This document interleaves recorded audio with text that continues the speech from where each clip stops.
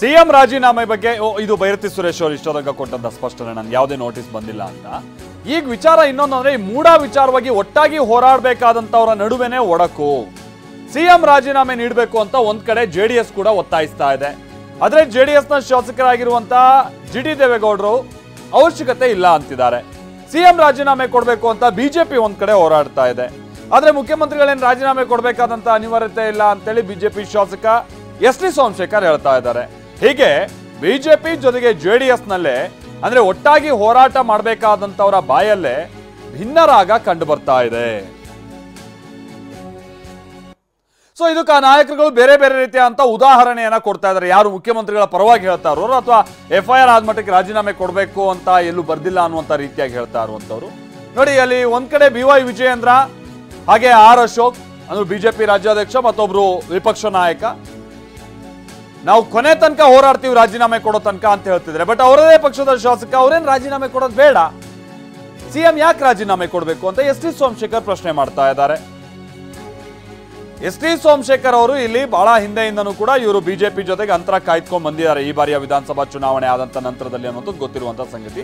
ಸಹಜವಾಗಿ ಈಗ ಅವರು ಬಿಜೆಪಿಯಕ್ಕಿಂತ ಒಂದು ಕಾಲು ಹೊರಗಿಟ್ಟಂಗೆ ಕಂಡು ಬರ್ತಾ ಇದೆ. ಅವ್ರಿಗೇನೂ ಮಾಡೋಕ್ಕಾಗದೇ ಇರೋ ಸನ್ನಿವೇಶದಲ್ಲಿ ಬಿಜೆಪಿ ಇದೆ, ಅಸಹಾಯಕ ಬಿಜೆಪಿ ಇದರಲ್ಲಿ. ಬಟ್ ಇದೇ ಸಂದರ್ಭವನ್ನು ಬಳಸ್ಕೊಂಡಿರುವಂತಹ ಅವರು ಮುಖ್ಯಮಂತ್ರಿಗಳ ಪರವಾಗಿ ಬ್ಯಾಟ್ ಬೀಸೋದನ್ನ ಮುಂದುವರಿಸ್ತಾ ಇದ್ದಾರೆ. ಎಸ್.ಟಿ. ಸೋಮಶೇಖರ್ ಏನ್ ಹೇಳಿದ್ದರು ಬನ್ನಿ ಕೇಳೋಣ.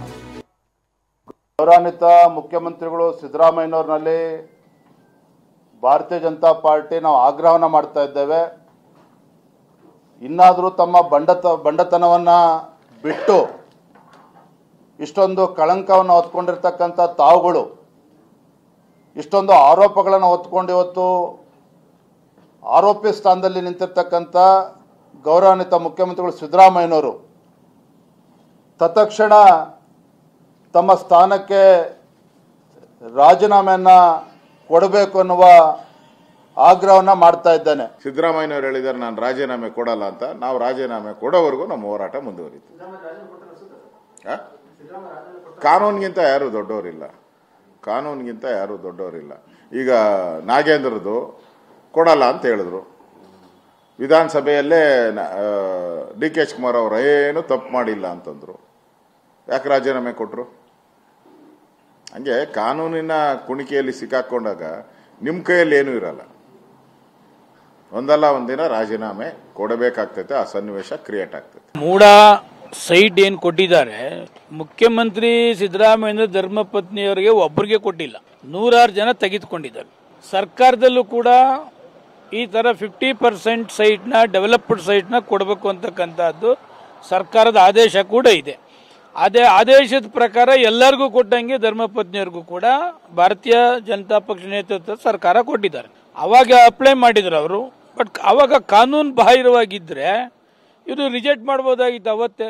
ಇಷ್ಟೆಲ್ಲ ಆದಮೇಲೆ 2 ವರ್ಷ ಆದಮೇಲೆ ಅವ್ರಿಗೆ ಕೊಟ್ಟಿರೋದು ಕಾನೂನು ಬಾಹಿರ ಅಂತಕ್ಕಂಥದ್ದು ಹೇಳಿದ್ರೇನು ಕಾಂಗ್ರೆಸ್ ಸರ್ಕಾರ ಕೊಟ್ಟಿತ್ತ? ಈಗ ಅದೆಲ್ಲ ಕೊಟ್ಟದ್ದು ಇವರಿಗೆ, ಗಲಾಟೆ ಮಾಡ್ತಾ ಇರೋದು ಇವರೇನೆ. ಅದರಿಂದ ಇವ್ರಿಗೇನು ಬೇರೆ ಏನು ಕೆಲಸ ಇಲ್ಲ, ಸುಮ್ಮನೆ ಅದನ್ನ ಇನ್ನೊಂದು ಮಾತು ಹೇಳ್ತಿದ್ದಾರೆ. ಸಿದ್ದರಾಮಯ್ಯನವರು ಸುದೀರ್ಘ ರಾಜಕಾರಣದಲ್ಲಿ ಒಂದೇ ಒಂದು ಕಳಂಕ ಇರಲಿಲ್ಲ. ಆಮೇಲೆ ಅವರ ಧರ್ಮಪತ್ನಿಯವರು ಕೂಡ ಯಾವತ್ತೂ ರಾಜಕಾರಣಕ್ಕೆ ಎಂಟ್ರಾದವರಲ್ಲ. ಸಿದ್ದರಾಮಯ್ಯನವರು ಮುಖ್ಯಮಂತ್ರಿ ಆದರೂ ಅವರ ಹಸ್ತಕ್ಷೇಪನ ಕೂಡ ಯಾವತ್ತೂ ಕೂಡ ಮಾಡಲಿಲ್ಲ. ಸಿದ್ದರಾಮಯ್ಯನವ್ರ ಹೆಂಡತಿ ಯಾರು ಅಂತಕ್ಕಂಥದ್ದನ್ನ ಪರಿಚಯನೂ ಕೂಡ ಯಾವ MLAಗಳಿಗೂ ಯಾವ ಮಂತ್ರಿಗಳಿಗೂ ಕೂಡ ಇಲ್ಲ. ಆ ಮಟ್ಟದಲ್ಲಿ ಅವರು ಇದ್ದಂಥವ್ರು. ಬೇಕು ಅಂತಾನೆ ಸಿದ್ದರಾಮಯ್ಯನವ್ರಿಗೂ ಕೆಟ್ಟ ಹೆಸರು ತರ್ತಕ್ಕಂಥದ್ದು, ಅವರ ಧರ್ಮಪತ್ನಿಗೂ ಕೆಟ್ಟ ಹೆಸರು ತರ್ತಕ್ಕಂಥದ್ದನ್ನ ಇವರೆಲ್ಲ ಕೂಡ ವ್ಯವಸ್ಥಿತವಾಗಿ ಅದನ್ನ ಮಾಡಿದ್ರು. ಸೊ ಇದು ಬಿಜೆಪಿಯ ಶಾಸಕರೇ ಆಗಿರುವಂತಹ ಎಸ್.ಟಿ. ಸೋಮಶೇಖರ್ ಮುಖ್ಯಮಂತ್ರಿಗಳ ಪರವಾಗಿ ಬ್ಯಾಟ್ ಬೀಸ್ತಾ ಇರುವಂತಹ ರೀತಿ. ಬಟ್ ವಿಚಾರ ಅಂತಾರೆ ಎಸ್.ಟಿ. ಸೋಮಶೇಖರ್ ಅವರು ಇಲ್ಲಿ 50-50 ಕೊಟ್ಟದ್ದೇ ಅದು ಬಿಜೆಪಿ ಕಾಲದಲ್ಲಿ ಅನ್ನುವಂತ ಅವ್ರು ಹೇಳ್ತಾ ಇದ್ರು. ಬಟ್ ಇಲ್ಲಿ 50-50 ತೆಗೆದುಕೊಂಡಿರುವಂತದ್ದು ಪ್ರಶ್ನೆ ಅಲ್ಲ. ಆ 50-50 ತೆಗೆದುಕೊಳ್ಳುವಂತ ನಿಟ್ಟಿನಲ್ಲಿ ಆ ಮೂಲ ಜಾಗ ಏನಿತ್ತು ಅದು ಹೇಗೆ ಬಂತು, ಅಲ್ಲಿ ಏನ್ ಗೋಲ್ಮಾಲ್ ಆಗಿದೆ ಅನ್ನುವಂಥದ್ದು ಪ್ರಶ್ನೆ ಇಲ್ಲಿ. ಸೊ ಇದ್ರ ಜೊತೆಗೆ JDS ನಾಯಕರುಗಳು ಕೂಡ, ಸೊ ಇಲ್ಲಿ ಕುಮಾರಸ್ವಾಮಿ ಅವರು ಕೂಡ ರಾಜೀನಾಮೆಯನ್ನ ಕೊಡಬೇಕು ಮುಖ್ಯಮಂತ್ರಿಗಳು ಅನ್ನುವಂತ ಹೇಳ್ತಾ ಇದ್ರು, ಉಣ್ಣುಳಿದಂತವರು ಕೂಡ ಹೇಳ್ತಾ ಇದ್ರು. ಬಟ್ ಅದೇ ಪಕ್ಷದ ಜಿಟಿ ದೇವೇಗೌಡರು ಮುಖ್ಯಮಂತ್ರಿಗಳ ಪರವಾಗಿ ಬ್ಯಾಟ್ ಬೀಸ್ತಾ ಇದ್ದಾರೆ. JDS ಮನೆಯಲ್ಲಿ ಏನಾಗ್ತಾ ಇದೆ, ಅವ್ರ ನಾಯಕರುಗಳ ಹೇಳಿಕೆಗಳು ಹೇಗೆ ದ್ವಂದ್ವ ಇದೆ, ಬನ್ನಿ ನೋಡೋಣ. FIR ಬಿತ್ತು ಅಂದ್ರೆ ಯಾರು ಇರುವಂಗೇ ಇಲ್ಲ. ಬಿಜೆಪಿ ಅಶೋಕ್ ಅವರು ಇರುವಂಗಿಲ್ಲ, ಜನತಾದಳ ಇರುವಂಗಿಲ್ಲ, ಕಾಂಗ್ರೆಸ್ ಇರುವಂಗಿಲ್ಲ. FIR ಬಿದ್ದಟ್ಟಿಗೆ ರಾಜೀನಾಮೆ ಕೊಡಬೇಕು ಅಂದರೆ ಸಿದ್ದರಾಮಯ್ಯನವರ ಅನಿರೀಕ್ಷಿತ ಘಟನೆ, ಆಕಸ್ಮಿಕ ಘಟನೆ, ಇದನ್ನು ರಾಜ್ಯಪಾಲರು ಇನ್ವೆಸ್ಟಿಗೇಷನ್ ಮಾಡಿ ಅಂತ ಹೇಳಿದ್ರು. ಜಸ್ಟಿಸ್ ಹೇಳಿದ್ರು, ರಾಜ್ಯಪಾಲರು ಹೇಳಿದ್ರೆ ಸರಿಯಾಗಿದೆ ಅಂತೇಳಿ. ಇನ್ವೆಸ್ಟಿಗೇಷನ್ ಮಾಡಿದರೆ ಯಾವುದಾದ್ರು ಕಾನೂನಲ್ಲಿ ಇವು ಜೈಲಿಗೆ ಹಾಕು ಅಂತ ಹೇಳಿದ್ಯಾ, ಇಲ್ಲ ರಾಜೀನಾಮೆ ಕೊಡು ಅಂತ ಹೇಳಿದ್ಯಾ, ಇಲ್ಲ ಯಾರು ರಾಜೀನಾಮೆ ಕೊಡು ಅಂತ ಹೇಳಿದ್ಯಾ ಕೋರ್ಟು, ಇಲ್ಲ ರಾಜ್ಯಪಾಲರು ಹೇಳಿದಾರ, ಇಲ್ಲ ಜೈಲಿಗೆ ಹಾಕಿ ಅಂತ ಹೇಳಿದಾರೆ. ಬೇರೆ ಕೆಲಸ ಇಲ್ವ ಮಾಡಲಿಕ್ಕೆ ಅಭಿವೃದ್ಧಿ ಕೆಲಸಗಳು? ಕುಮಾರಸ್ವಾಮಿ 2 ಲಕ್ಷ ಕೋಟಿ ಕೊಡ್ತಾರ, ಕೊಡಕ್ಕಾಗ್ತದ? ಕೊಡಿ ಅಂತಾರೆ. ಸಿದ್ದರಾಮಯ್ಯದವ್ರು 136 ಜನ DK ಗೆದ್ದಿದ್ದಾರೆ. ಆ ರಾಜೀನಾಮೆ ಕೊಟ್ಬಿಡಿ ರಾಜೀನಾಮೆ ಕೊಡ್ಬೇಕಾ? ತೋರಿಸ್ಬಿಡಪ್ಪ ಯಾವ ಕಾನೂನು ನೋಡುವ, ಅದ್ಯಾವ ಕಾನೂನು ರಾಜೀನಾಮೆ ಕೊಡು ಅಂತ ಹೇಳದೆ, ಯಾವ ಕಾನೂನು ಜೈಲಿಗೆ ಹಾಕಿದೆ ಅಂತ ಹೇಳಿದೆ ತೋರಿಸ್ರಿ. ರಾಜ್ಯದಲ್ಲಿ ಏನ್ರಿ ನೋಡ್ಬೇಕಾಗಿದೆ? ರಾಜ್ಯ ಏನ್ ನೋಡ್ಬೇಕು ಜನ? ರಾಜ್ಯದಲ್ಲಿ ಸೇವೆ ಮಾಡ್ತಕ್ಕಂಥವರ ಸ್ಥಿತಿ ಏನು? ಅಧೋಗತಿಗೆ ಕಲುಷಿತವಾಗಿರ್ತಕ್ಕಂಥ ಪ್ರಜಾಪ್ರಭುತ್ವ ವ್ಯವಸ್ಥೆನ ಉಳಿಸೋರು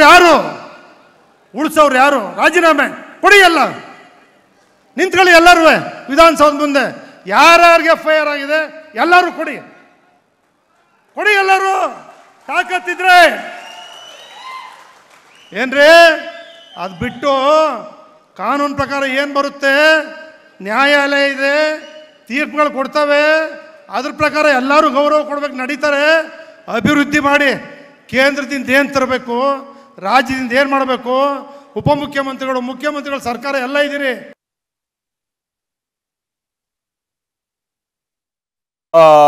GT ದೇವೇಗೌಡರು ಹೇಳಿದಂಥ ಮಾತು ಕುಮಾರಸ್ವಾಮಿ ಅವರು ಏನು ಹೇಳಿದ್ರು? ಸಾಕ್ಷಿ ಅಂತಾರೆ, ಮಾವಿನಕಾಯಿ ಬೇವಿನಕಾಯಿ ಸಾಕ್ಷಿ. ಇದನ್ನ ಇಟ್ಕೊಂಡು ರಕ್ಷಣೆ ಪಡ್ಕೊಳ್ಳೋದು ಮುಖ್ಯಮಂತ್ರಿಗಳ ಸ್ಥಾನಕ್ಕೆ ಗೌರವ ತರಲ್ಲ. ತಪ್ಪೇನಿದೆ? ತೊಂದರೆ ಇಲ್ಲ, ಕೊಡ್ಲಿ ಬನ್ನಿ. ಅವ್ರು ತೊಂದರೆಗೆ ಸಿಗಾಕಬಾರದು ಅಂತ ಹೇಳಿರ್ಬೇಕು.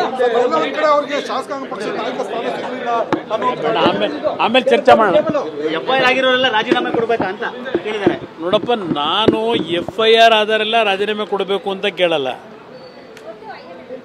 ನಾನು ಸಿದ್ದರಾಮಯ್ಯರಿಗೆ ಏನು ಹೇಳಿದ್ದೀನಿ? ನಾನು ರಾಜೀನಾಮೆ ಕೊಡಿ ಅಂತ ನಾನು ಸಿದ್ದರಾಮಯ್ಯವ್ರು ಕೇಳಲ್ಲ ಅಂತ ಹೇಳಿದ್ದೆ. ಎಷ್ಟು ಸಲ ಹೇಳಿದೆ? ಈಗ ಅವ್ರು ನಡ್ಕೋತಾರ ಈ ರೀತಿಗೆ ನಾವು ಡಿಮ್ಯಾಂಡ್ ಮಾಡಿದ್ದೀವಿ. ಸೊ ಇದು ಕುಮಾರಸ್ವಾಮಿ ಅವರು ಆಡಿರುವಂತಹ ಮಾತು. ಯಾವಾಗ GT ದೇವೇಗೌಡರು ನಿಮ್ಮದೇ ಪಕ್ಷದ ಶಾಸಕರು ಹಿಂಗೆ ಹೇಳಿದಾರಲ್ಲ ಅಂತ ಹೇಳಿದಾಗ ಸಹಜವಾಗಿ ಅವರಿಗೂ ಕೂಡ ಇದೊಂದು ರೀತಿ ಕಸಿವಿಸಿ ತರಿಸಿರುವಂತಹ ಸಂಗತಿ ಆಗಿರುತ್ತೆ.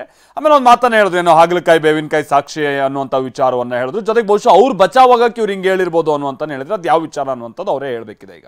ಸೊ ಇದು ಈಗ ಮೂಡ್ತಾ ಇರುವಂತ ಈ ಭಿನ್ನರಾಗ ಇದೆಯಲ್ಲ, ಇದು ಮುಖ್ಯಮಂತ್ರಿಗಳ ವಿರುದ್ಧದ ರಾಜೀನಾಮೆ ಕೊಡಬೇಕು ಅನ್ನುವಂಥ ಈ ದೋಸ್ತಿಗಳ ಹೋರಾಟಕ್ಕೆ ಏನಾದರೂ ಹಿನ್ನಡೆ ತರುತ್ತಾ ಅನ್ನುವಂಥದ್ದು ಈಗಿರುವಂತ ಪ್ರಶ್ನೆ. ನಾವು ಪ್ರತಿನಿಧಿ ಪ್ರಮೋದ್ ಇದಕ್ಕೆ ಸಂಬಂಧಪಟ್ಟಂಗೆ ಮತ್ತಷ್ಟು ಡೀಟೇಲ್ಸ್ ಅನ್ನ ಕೊಡುವಂತ ನಿಟ್ಟಿನಲ್ಲಿ ಜಾಯಿನ್ ಆಗ್ತಾ ಇದ್ದಾರೆ ನೇರ ಸಂಪರ್ಕದಲ್ಲಿ. ಪ್ರಮೋದ್, ಇಲ್ಲಿ ಪ್ರಮುಖವಾಗಿ ಒಂದು SD ಸೋಮಶೇಖರ್ ಅವರು ಆಲ್ಮೋಸ್ಟ್ ಕಾಲಿಟ್ಟು ಹೊರಗೆ ಆಗೋಗಿದೆ ಬಿಜೆಪಿಯಿಂದ. ಸೊ ಅವ್ರ ಮಾತು ಇಲ್ಲಿ ಬಹಳ ನಾವು ನಿರೀಕ್ಷೆ ಮಾಡ್ದಂಗೆ ಇವರು ಮುಖ್ಯಮಂತ್ರಿಗಳ ಪರವಾಗಿ ಮಾತಾಡ್ಬಿಟ್ರು ಅನ್ನುವಂಥ ರೀತಿಯಾಗಿ ಬಹಳ ಒಂದು ರೀತಿಯ ಅಂತ ಹೈಪ್ ಕ್ರಿಯೇಟ್ ಆಗಲ್ಲ ಅಂತ ಕಾಣಿಸುತ್ತೆ ಅವ್ರ ಮಾತು ಕೇಳದಂತ ಸಂದರ್ಭದಲ್ಲಿ. ಬಟ್ ಇಲ್ಲಿ GT ದೇವೇಗೌಡ ಅವರು ಹೌದು JDS ನಲ್ಲಿ ಪಕ್ಷದಲ್ಲಿ ಅವರಿಗೆ ಆದಂತ ಕೆಲ ಸ್ಥಾನಮಾನವನ್ನು ಕೊಟ್ಟಿದ್ದಾರೆ. ಹಿಂದೆ ಏನೋ ಗೊಂದಲ ಇತ್ತು, ಇದನ್ನೆಲ್ಲ ಪರಿಹರಿಸಿಕೊಂಡು ಮುನ್ನೋಗುವಂತ ಸಂದರ್ಭದಲ್ಲಿ ಬಹುಶಃ GT ದೇವೇಗೌಡರು ಬಹಳ ಒಗ್ಗಟ್ಟಿದ್ದಾರೆ ಅನ್ನುವಂತ ನಾವು ಅನ್ಕೊಂಡಂಥದ್ದು. ಬಟ್ ಇವತ್ತು ಅವರ ಸ್ಟೇಟ್ಮೆಂಟ್ ಬಂದಂತ ನಂತರದಲ್ಲಿ ಸಹಜವಾಗಿ JDSಗೆ ಇದು ಕಸಿವಿಸಿ ತರಿಸಿರುವಂತ ಸಂಗತಿ. ಬಟ್ ಇವರಿಬ್ಬರುಗಳ ಸ್ಟೇಟ್ಮೆಂಟ್ ಅನ್ನೇ ಇಟ್ಕೊಂಡು ಮುಖ್ಯಮಂತ್ರಿಗಳು ರಾಜೀನಾಮೆನೇ ಕೊಡಬಾರ್ದು ಅನ್ನುವಂತ ನಿಟ್ಟಿನ ಒಂದು ಹೋರಾಟಕ್ಕೆ ದೊಡ್ಡ ಬಲ ಸಿಕ್ಕಂಗೆ ಆಗುತ್ತೆ ಅಂತ ಅನ್ಸುತ್ತಾ? ಬಟ್ ಇಂಥ ಒಂದು ಸ್ಟೇಟ್ಮೆಂಟ್ ಇದ್ರೂ ಕೂಡ ಇವ್ರ ದೋಸ್ತಿಗಳಿಗೆ ಇದೇನಾದ್ರು ಹಿನ್ನಡೆ ಆಗುತ್ತೆ ಅಂತ ಅನ್ಸುತ್ತಾ? ಇದ್ರ ಹೇಗೆ ರಾಜಕೀಯ ವಿಚಾರದಲ್ಲಿ ವಿಶ್ಲೇಷಣೆ ಆಗ್ತಾ ಇದೆ ಪ್ರಮೋದ್ ಇದ್ರ ಬಗ್ಗೆ? ಮಲ್ತೇಶ್, ಮೊದಲನೇದಾಗಿ ಈಗಾಗಲೇ ಇಬ್ಬರು ನಾಯಕರು ಪ್ರಮುಖವಾಗಿ GT ದೇವೇಗೌಡರ ಹೇಳಿಕೆ ಏನಿದೆ, ಸಹಜವಾಗಿ ಅಥವಾ BJP ಹಾಗೂ JDS ಇಬ್ಬರು ಕೂಡ ಮೈತ್ರಿಲಿರುವಂಥ ಪಕ್ಷಗಳು ಇಬ್ಬರು ಒಂದು ಪಾದಯಾತ್ರೆಯನ್ನೇ ಮಾಡಿದರು. ಮೂಡಾ ವಿಚಾರದಲ್ಲಿ ಬಹುಶಃ BJP ಜಾಸ್ತಿ ಉತ್ಸಾಹವನ್ನು ತೋರಿಸ್ತಾ ರಾಜೀನಾಮೆಯನ್ನು ನೇರವಾಗಿ ಡಿಮ್ಯಾಂಡ್ ಮಾಡಿದ್ರು ಕೂಡ ಅತ್ತ JDSನ ನಾಯಕರು ಕೂಡ ಈ ಮೂಡಾ ವಿಚಾರದಲ್ಲಿ ಸಾಕಷ್ಟು ಆರೋಪಗಳನ್ನು ನೇರವಾಗಿ ಮಾಡಿದರು.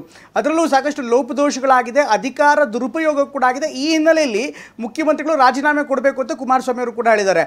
ಆದರೆ ಈಗ ಅವ್ರದೇ ಪಕ್ಷದ ಶಾಸಕರು ನಾಯಕರು, ಒಂದು ಕಡೆಗೆ ಎಸ್ ಟಿ ಸೋಮಶೇಖರ್ ಬಿಜೆಪಿಯಿಂದ, ಅದೇ ರೀತಿ ಈಗ ಜಿ ಟಿ ದೇವೇಗೌಡರು ಆಡ್ತಾ ಇರುವಂಥ ಮಾತು ಆ ಪಕ್ಷದ ನಾಯಕರಿಗೆ ಸಾಕಷ್ಟು ಮುಜುಗರವನ್ನು ತರ್ತಾ ಇದೆ. ಅಫ್ಕೋರ್ಸ್ ನೇರವಾಗಿ ಡಿಫೆಂಡ್ ಮಾಡ್ಕೊಳ್ಳೋದಕ್ಕೆ ಸಾಧ್ಯವೇ ಇಲ್ಲ. ಅವರ ಹೇಳಿದಂಥ ಮಾತನ್ನು ಬೇರೆ ಕಾರಣಗಳನ್ನು ನೀಡಿ ಸಹಜವಾಗಿ ಅದನ್ನು ತಳ್ಳಾಕಬೇಕಾಗತ್ತೆ ಅಥವಾ ಆ ವಿಚಾರದಲ್ಲಿ ಅವ್ರದ್ದೇ ಆದಂಥ ನಿಲುವನ್ನು ಸ್ಪಷ್ಟಪಡಿಸಬೇಕಾಗತ್ತೆ ಒಂದು ವಿಚಾರ. ಆದರೆ ವಿಪಕ್ಷಗಳಿಗೆ ಅತ್ತ ನೇರವಾಗಿ ಸಿದ್ದರಾಮಯ್ಯನವರ ವಿರುದ್ಧ ಕಾಂಗ್ರೆಸ್ನ ವಿರುದ್ಧ ಹೋರಾಟ ಏನು ಮಾಡ್ತಾ ಇದ್ದಾರೆ, ಹೋರಾಟದಲ್ಲಿ ಇದರಿಂದ ಸಹಜವಾಗಿ ಕೆಲವೊಂದಿಷ್ಟು ಮುಜುಗರದ ಸನ್ನಿವೇಶವನ್ನು ಎದುರಿಸಬೇಕಾಗತ್ತೆ.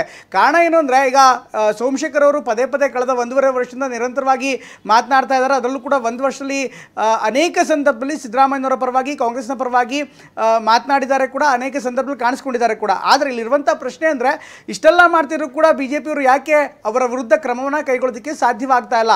ಈ ನಡೆಯನ್ನೇ ಕೂಡ ಪ್ರಶ್ನೆ ಮಾಡ್ತಾ, ಈ ನಡೆಯನ್ನೇ ನೇರವಾಗಿ ಕಾಂಗ್ರೆಸ್ನವರು ಕೂಡ ಅವರ ಅಡ್ವಾಂಟೇಜ್ಗೆ ಅಂದರೆ ಅವ್ರ ರಾಜಕೀಯವಾಗಿ ಏನೇ ಅಡ್ವಾಂಟೇಜ್ ಸಿಗ್ತಾ ಇದೆಯೋ ಅದನ್ನು ಸಹಜವಾಗಿ ಒಂದು ರಾಜಕೀಯ ಪಕ್ಷವಾಗಿ ಬಳಸ್ಕೋತಾ ಇದ್ದಾರೆ.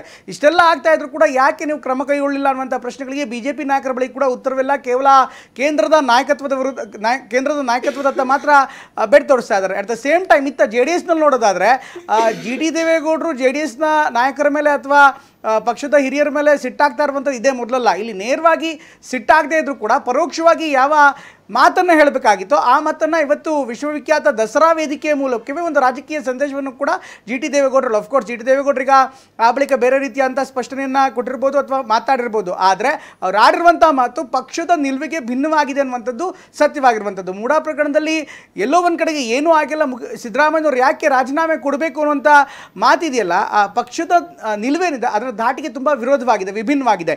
ಈ ಹಿನ್ನೆಲೆಯಲ್ಲಿ ವಿಪಕ್ಷಗಳಲ್ಲಿ ಆಗ್ತಾ ಇರುವಂಥ ಈ ಬೆಳವಣಿಗೆಗೆ ನಿಜಕ್ಕೂ ಈಗ ಕಾಂಗ್ರೆಸ್ ಪಕ್ಷಕ್ಕೆ ಇದೊಂದು ಆಯುಧ ಸಿಕ್ದಂಗಾಗಿದೆ ಅಥವಾ ಕಾಂಗ್ರೆಸ್ ಪಕ್ಷ ಇದನ್ನೇ ಬಳಸಿಕೊಂಡು ರಾಜಕೀಯ ಹೋರಾಟದಲ್ಲಿ ಹೊಸ ಅಸ್ತ್ರವನ್ನು ಹೊಸ ದಾಳವನ್ನು ಬಳಸುವಂತ ಆಗ್ತಾ ಇದೆ. Maltesh, thank you Pramod. ಹೌದು, ಬಹುಶಃ ಇದು ದೋಸ್ತಿಗಳ ನಿಲುವೇನಿದೆ ಆ ನಿಲುವಿಗೆ ಬಹುತೇಕ ಇದು ವಿರುದ್ಧವಾಗಿರುವಂಥದ್ದು ಇವರಿಬ್ರು ಕೊಟ್ಟಿರುವಂತಹ ಸ್ಟೇಟ್ಮೆಂಟ್ಗಳು. ಅವರಿಬ್ರು ಈಗ ಹೇಗಿದ್ದಾರೆ ಆಯಾ ಪಕ್ಷಗಳ ಜೊತೆ ಮತ್ತೊಂದು ಅದೆಲ್ಲ ನಂತರದ ಮಾತು. ಬಟ್ ಎಸ್ ಟಿ ಸೋಮಶೇಖರ್ ಅವರ ಒಂದು ವಿಚಾರದಲ್ಲಿ ಇಷ್ಟೆಲ್ಲ ಹೇಳ್ತಾ ಇದ್ರು ಕೂಡ ಅವ್ರ ವಿರುದ್ಧವಾಗಿ ಕ್ರಮ ತೆಗೆದುಕೊಳ್ಳೋಕೆ ಆಗದೆ ಇರುವಷ್ಟು ಅಸಹಾಯಕ ಆಯಿತು ಬಿಜೆಪಿ ಅನ್ನುವಂಥದ್ದು ಕೂಡ ಇಲ್ಲಿರುವಂತಹ ಕೆಲ ವಿಶ್ಲೇಷಣೆ ಆಗಿದೆ.